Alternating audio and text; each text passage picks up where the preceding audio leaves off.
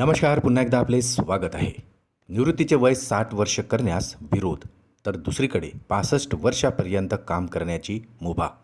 निवृत्तीनंतरही सेवा घेण्याच्या सरकारच्या निर्णयाला कर्मचारी संघटनांकडून विरोध. चला तर पाहूया याविषयी सविस्तर बातमी. त्यापूर्वी चॅनलला नवीन असाल तर सबस्क्राईब करायला विसरू नका आणि नवनवीन अपडेट मिळविण्यासाठी बेल आयकॉनला प्रेस करायलाही विसरू नका.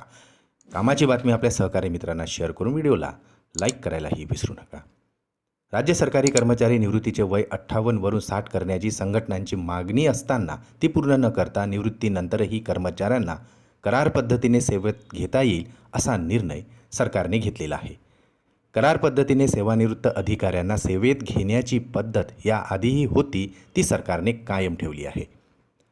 क आणि ड वर्ग कर्मचाऱ्यांची अशा पद्धतीने भरती केली जाणार नाही. मात्र अ आणि ब वर्ग कर्मचाऱ्यांची भरती वयाच्या 65 वर्षापर्यंत आणि गरज भासल्यास 70 वर्षापर्यंत करण्यास या निर्णयाद्वारे अनुमतीही सरकारने दिलेली आहे. आदेशात काय म्हटले आहे चला तर पाहूया.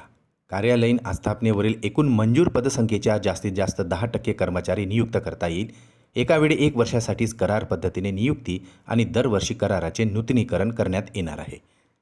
करार पद्धतीने नियुक्त व्यक्ती वयाच्या 65व्या वर्षापर्यंत कार्यरत राहू शकतील आणि त्यानंतरही त्यांची सेवा घेणे आवश्यक वाटले तर वयाच्या 70 वर्षापर्यंत सेवा घेता येणार आहे.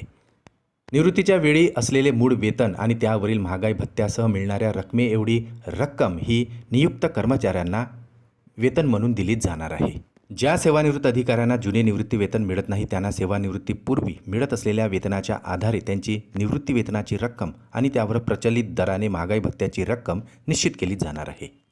58 वर्षानंतर कर्मचाऱ्यांची काम करण्याची क्षमता तेवढी राहत नाही असे कारण देत राज्य सरकार निवृत्तीचे वय 60 वर्ष करण्यास मंजुरी देत नाही, तर वयाच्या 65 ते 70 वर्षापर्यंत त्यांची सेवा कशी काय घेते असा सवाल आता संघटनेने केलेला आहे.